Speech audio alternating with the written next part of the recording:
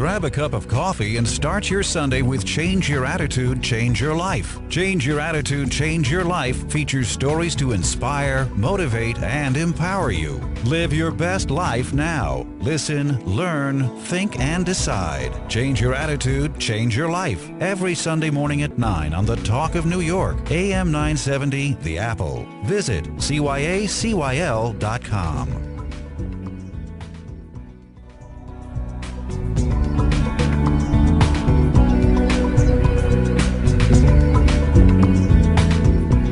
Good morning, this is Change Your Attitude, Change Your Life. I'm Joan Herman. Thanks for tuning in. Have you ever dreamt about starting your own business, but then have let fear or 1,000,001 excuses keep you from getting started? Today's guest, Mike Michalowicz, is here to tell you why now is the time to take action to make your dream a reality. Mike started his first business at age 24. With limited resources and no experience, he created a multi-million-dollar technology business. Then he did it again and again. Mike's experience building 3 multi-million-dollar companies fostered a philosophy rarely taught to entrepreneurs. The lack of money, experience, and resources is your greatest asset. Mike is a small business columnist for the Wall Street Journal and a segment host on MSNBC. Mike lectures on entrepreneurship and is the author of The Toilet Paper Entrepreneur. Good morning, Mike. Thanks for joining us today. Good morning. Thanks so much for having me here. Mike, you were recently the keynote speaker at a business conference that I attended, and you gave us so much valuable information. I mean, I walked away and I immediately implemented the things that you spoke about.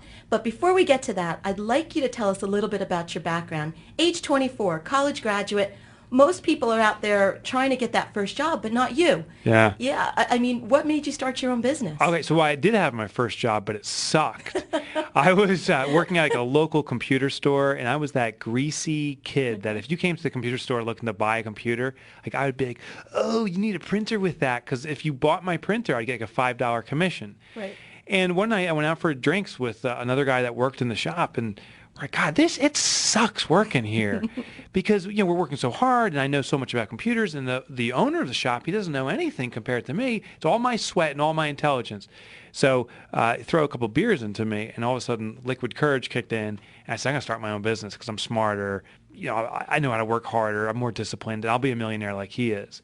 So it was actually that night with quite a few brews in me that I resigned. I quit, and the next morning started a competing business. So you didn't regret that movement the next morning? Oh, no, I did. Oh, okay. I was terrified. Right. Like, so the little bonus to my story, I was already married at 24 and had a son, and still have the same wife and same son. Okay. And when I came home the next morning, or that night, I'm like, I'm starting a business, and I'm like, oh my God, what am I doing? Like, I have no idea how to go about this.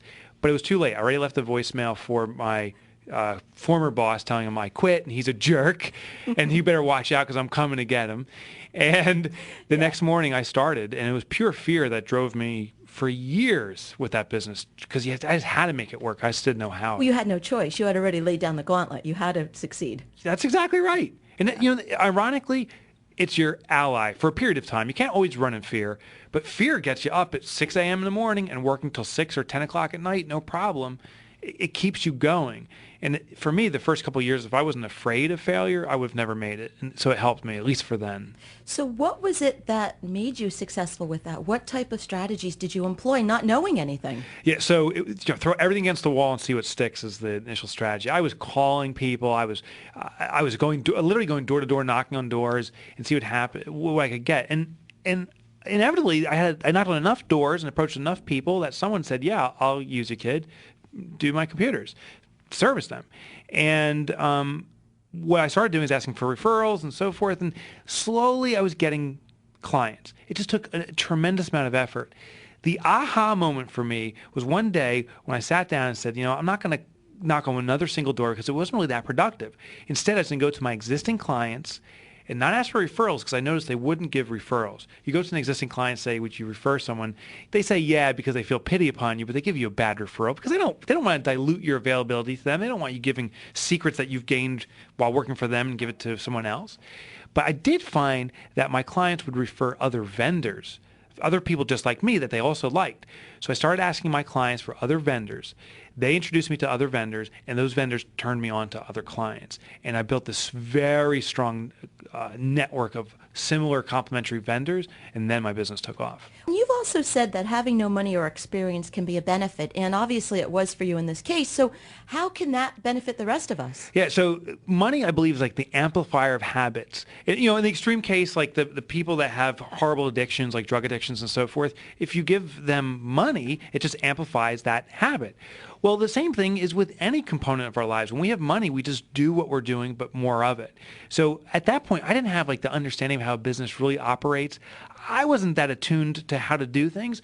And if I got money at that point, I would have just gone down this wrong path. And by the way, when you get money, it's usually other people's money, the bank's money, a lender's money. It's really easy to spend other people's money. Right.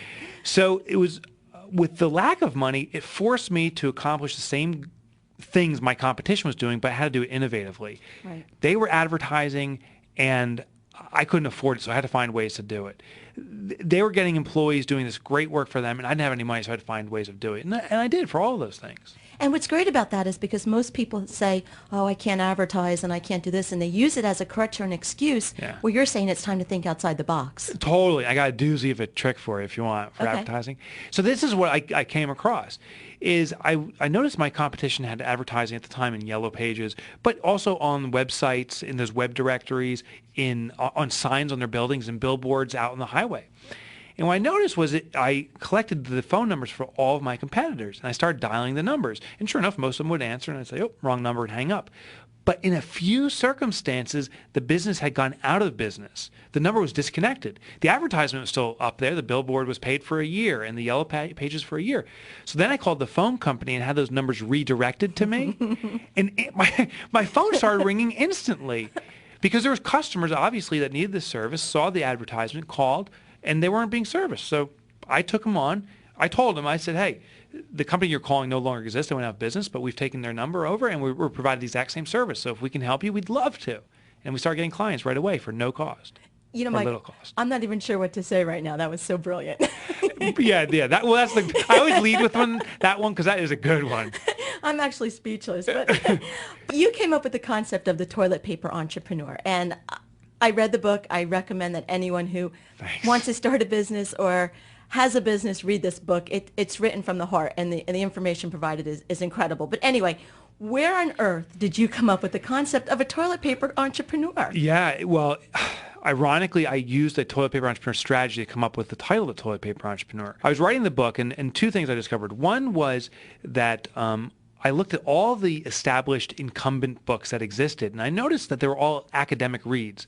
So I said, for me to lead and stand out, I got to have a book that's written differently. So I wrote a real raw, real me. And the second thing I said, I need to have a title that stands out and catches people's attention, but is also mnemonic, meaning it has a visual that you can, every time you see something, you'll think of me. Well, I was doing a lecture at a local college at Fairleigh Dickinson right here in New Jersey. I was speaking to a marketing class. I had called the professor and said, hey, I need some marketing help and would just love to come in and tell you what I'm doing about my book. And I said, come on in. I lectured to the class and I just started telling stories, all different stories. And one of the stories I told was about the bathroom experience, of how sometimes you get stuck with 3 sheets of paper and you still have to navigate that situation. And I said, that's how entrepreneurship is. You usually get stuck very short-handed, no money. You got to figure out your way out. And this student, his name was Matt, stands up and goes, you're the toilet paper entrepreneur. Just blurts out in class. I'm like, ooh, that's a good one. So I write it down. I went back to that class and other classes I'd visited about 6 months later. And I didn't say anything. I just came in and said, what do you remember about me? And the only thing everyone remembered was, you're the toilet paper guy. You're the toilet paper entrepreneur. And I said, that's it. Yeah. That's the title of the book. It's unforgettable, or unforgettable, right? That's not the word. But you know, the concept that you use when you're talking about the 3 pieces of toilet paper, yeah. It's so true. If we had the entire roll, we would waste it. We would not have to think outside the box. We would be able to use as many sheets as necessary to get the job done. Right. And it's brilliant. Thank you. Thank you very much. So I'm very happy about it. And you know what, Mike? I think on that note, we're going to let our listeners think about that image. Let's do it. We'll break for this week's Healthy Living Tips. Stay with us. We'll be right back.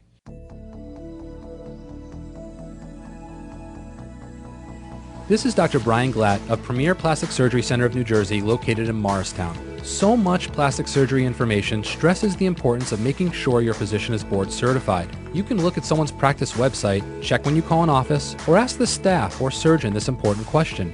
This is all great advice, but are you board certified is only half of the question. What really needs to be asked is, are you a board certified plastic surgeon? Board-certified dermatologists perform eyelid surgeries. Board-certified internists perform breast augmentations. Board-certified gynecologists give Botox and injectable fillers, some with as little as only 1 day of training. These physicians may be wonderful in their respective fields, and they may all be board-certified. They are not, however, board-certified plastic surgeons.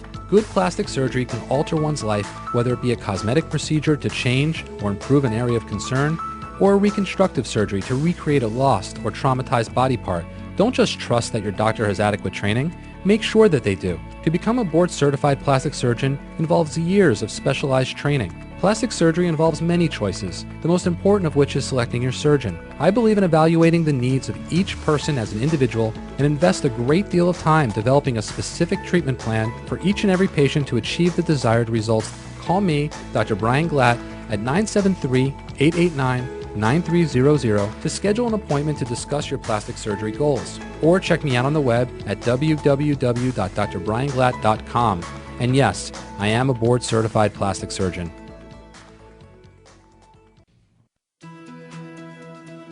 Change your attitude, change your life, and big, believe, inspire, grow. Salute the entrepreneurial spirit of small business owners, people who follow a dream, work hard, and make it happen. This week's spotlight is on optimistic expectations. Do you want to create the future of your dreams? Do you need to manage stress? Are you feeling disconnected? There is support available. Optimistic Expectations is a social service consulting company that is committed to the personal development of individuals. Optimistic Expectations offers a variety of workshops and training programs to help you meet the challenges of everyday life. Parent workshops help you interact with your children in the most effective way possible. Youth workshops assist youth with their transition through life. Staff training classes offer professional assistance to nonprofit and/or social service organizations. Call today for more information, 201-341-1782, or visit optimisticexpectations.org. Optimistic Expectations, helping those who help themselves. Health insurance costs have risen at an alarming rate. At the same time, coverage choices have narrowed. Supplemental insurance provides an employer with the opportunity to enhance its current health plan without adding cost or administration. From accidents to catastrophic illness to intensive care to unexpected death, VMN Benefits has the plan to meet your needs. Call VMN Benefits at 201-697-0203 to learn more about supplemental insurance. VMN Benefits, providing peace of mind for your employees. Cetus Home Care Services is a non-medical home care company that assists you in caring for your loved one. Their trained caregivers provide the peace of mind that is important to you. Whether at home, in a nursing home, or an assisted living community, Cetus will help your loved one live a dignified, independent lifestyle. Cetus Home Care Services and professionals are as diversified as their clients. Call Cetus for more information, 973-746-0165, or visit cetushomecare.com. Are you looking for a cost-effective way to promote your product or service? Put the creative minds at Maximilian Communications to work for you. Maximilian Communications is a full-service multimedia communications company. From press releases to ad campaigns to publishing to audio-visual productions, Maximilian Communications does it all. Maximilian Communications provides small to medium-sized companies with a big marketing presence, often with just a shoestring budget. Let Maximilian Communications' team of creative experts put the pieces together for your business success. Public relations, advertising, marketing, publishing, audio-video production, special event coordination. Put the creative minds of Maximilian Communications to work for you. Call 973-641-6339. That's 973-641-6339. Some people prefer traditional funeral services. Others prefer cremation. Some want an elaborate ceremony. Others don't want any ceremony at all. Visit Funeral Homes offer all types of services because we know there are all types of people. That's why we specialize in personalized funeral services. To meet the needs of each and every family, call Bishop Quinlan Funeral Homes of Clifton at 973-546-2000 and Bishop Parker Funeral Home of Little Falls at 973-256-4700 for ideas and information on how to plan a service as individual as you are. Change Your Attitude, Change Your Life now has a free monthly digital magazine that can be read online or emailed to your inbox. Each month, nationally recognized leaders in their field provide the information that you need to inspire and motivate you. We believe in a holistic approach to life, incorporating mind, body, and spirit. As philosopher Francis Bacon said, knowledge is power. Use the wisdom provided in the publication and apply it to your everyday life. Visit cyacyl.com for more information or to begin your free subscription. That's cyacyl.com. Welcome back to Change Your Attitude, Change Your Life. I'm Joan Herman, and our guest today is Mike Michalowicz, business expert and author of The Toilet Paper Entrepreneur. Mike, before break, we left our listeners with a pretty visual image of you. Horrible. But anyway, what I'd like to do is get into some tangible strategies that people can employ to make their business a success. As I said, I've heard you speak, and you just, you really, I believe, are the king of thinking outside the box. So anything that we can do to help people that are starting out or just, really needing to take that business to the next level economically, because that's a key. Maybe you can just share a few strategies with us. Yeah, I have one strategy I love to share. I think this is the most important. I think most of us have been trained, if you will, on business plans. You have to have a business plan. You got to detail out all these things about your business. Well, I say forget it. A business plan, the second you print that darn thing, it's stale. And especially in today's environment, things change so quickly.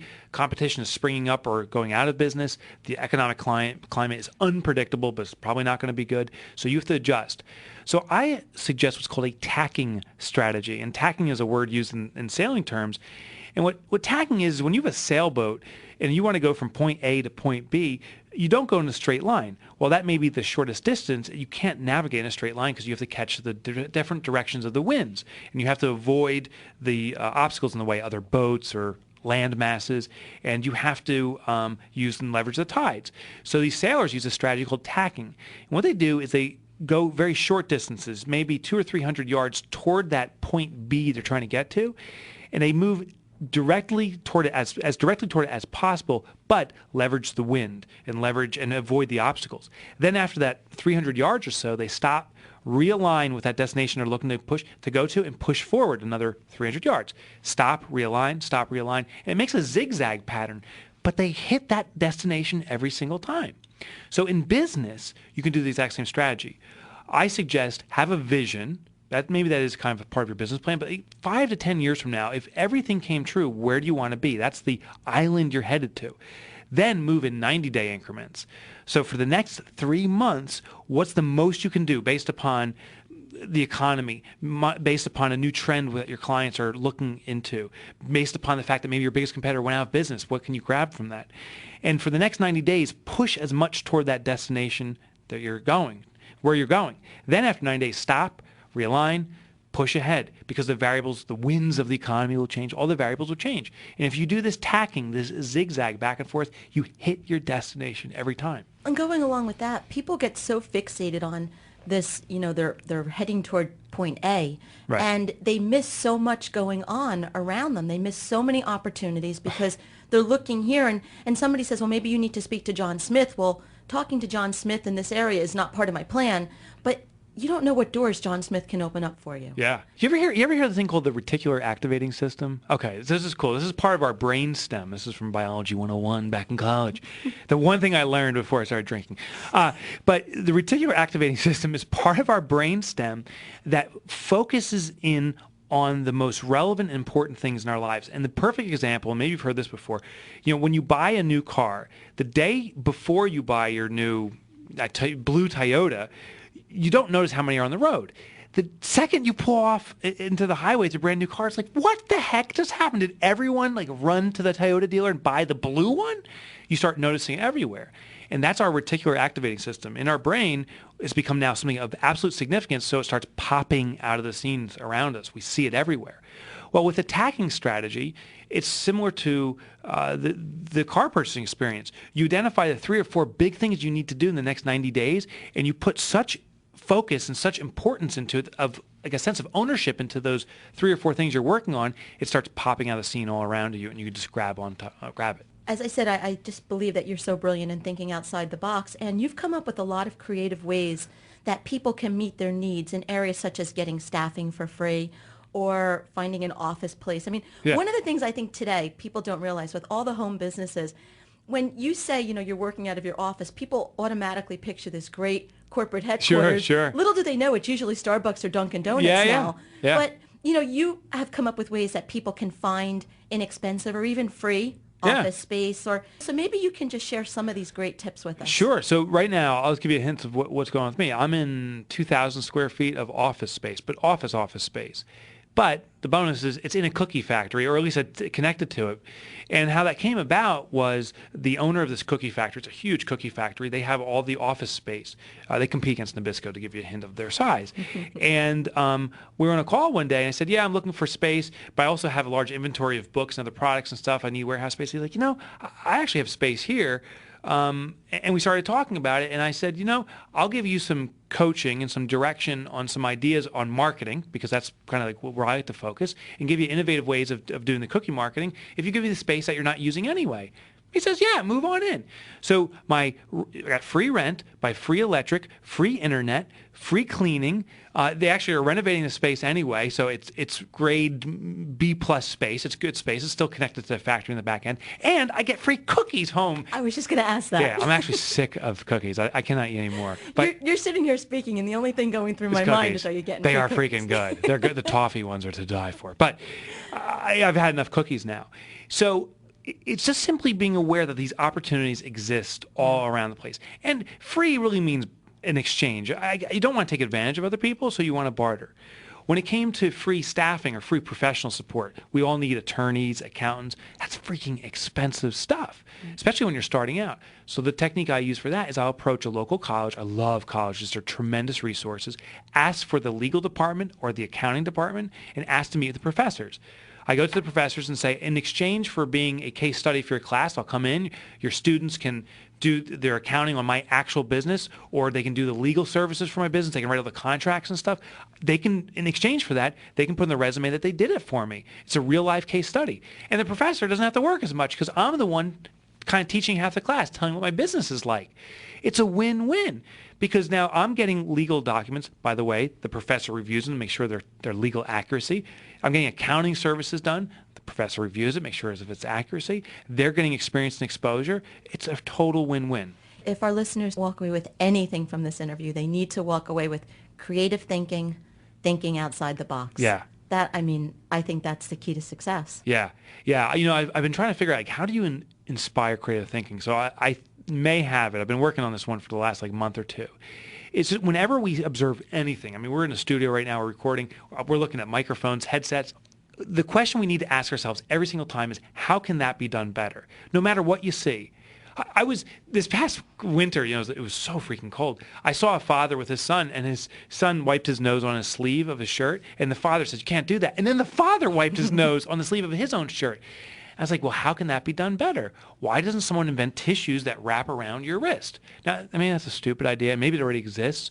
But by constantly asking that question, it just forces innovative thinking. For someone who has an idea, they have no money, they have no resources, what is the first step that someone needs to do to get a business off the ground? Yeah, so if you have absolutely nothing, you have you, that tells me you got to start a service-based business. Don't try to invent a product. Don't try to manufacture something, because now you have to pay for the raw materials. But if it's just you can start a service business. You can start a cleaning. You decide what you want to start. But I'm saying you can start a cleaning service. I could come to this building, solicit the receptionist at the front, and maybe she'll or he'll make the decision, and just borrow the cleaning materials that are inside the space. It costs nothing. It's just my time. So when you have nothing, recognize you have something very important, yourself. That's a lot of working power, it's a lot of force, a lot of muscle, and a lot of intelligence, and you just got to leverage that component. Mike, where can our listeners go to get more information about you and your work? So check out toiletpaperentrepreneur.com. Give your best attempt to spell that on Google, and you'll find it. And then if you want to get the book, Amazon.com has the best deal going on. You can get a used copy for a penny nowadays, so no excuse not to get it.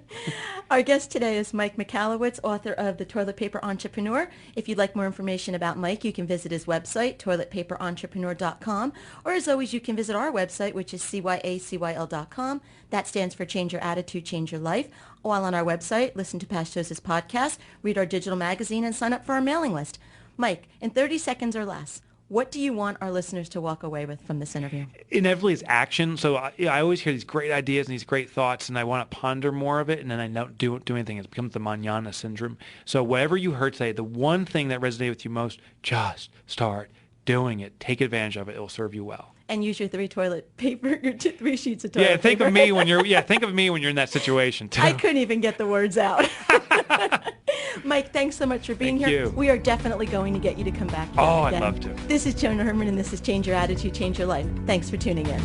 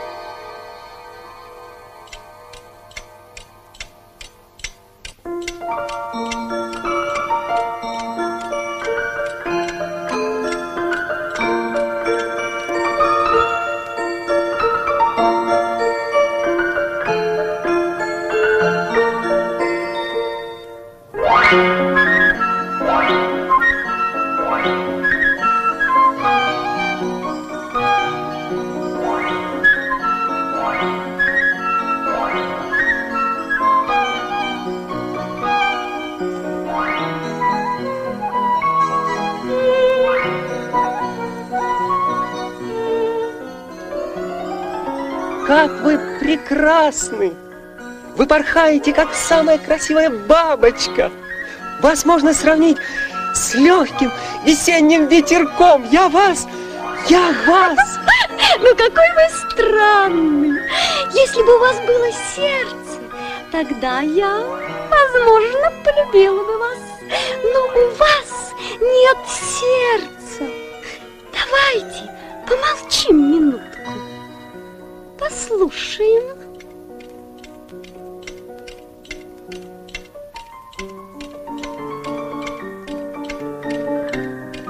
Да, у меня нет сердца. Но уверяю, я вас очень люблю. Клянусь светом моего факела. Нет, не говорите. Не говорите, не говорите. У меня есть сердце, а у вас его нет. И поэтому я вас никогда, никогда не полюблю.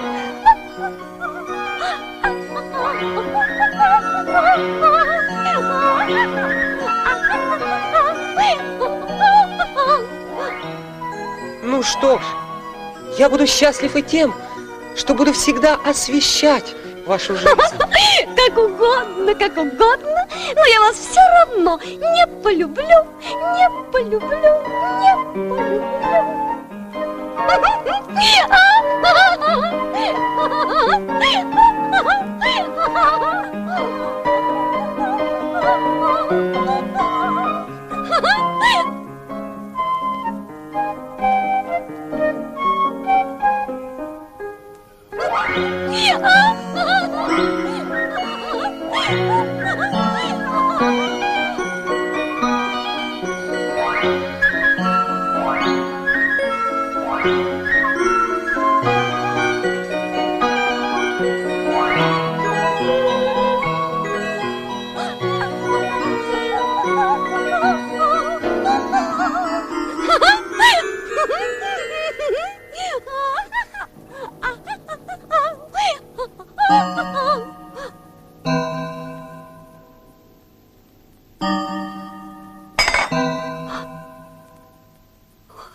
Мне кажется, я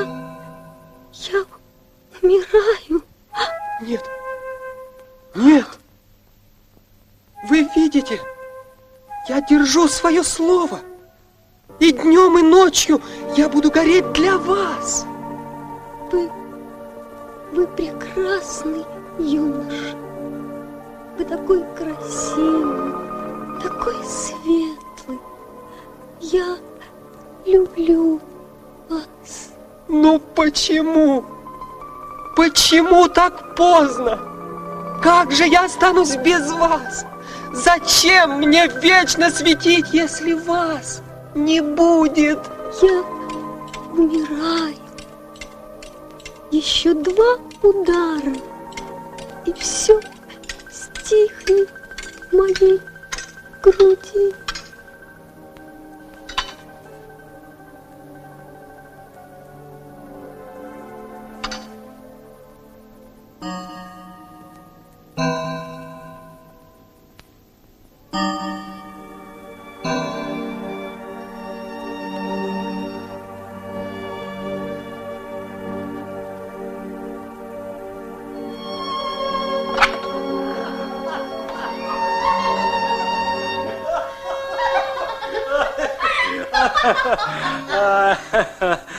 А это мои любимые вещи. Надо сменить лампочку. О, и завести часы.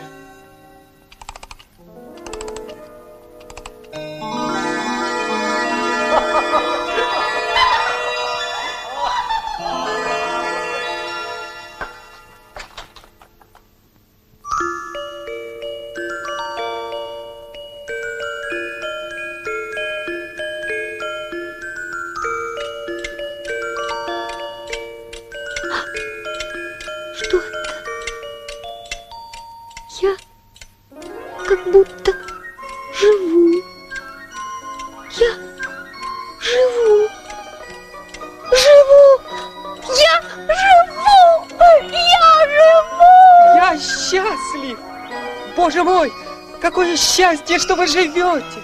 Как тяжело мне было без вас. Ах, какое мне дело до вас. Я живу. Я счастлива, и мне больше ничего не надо.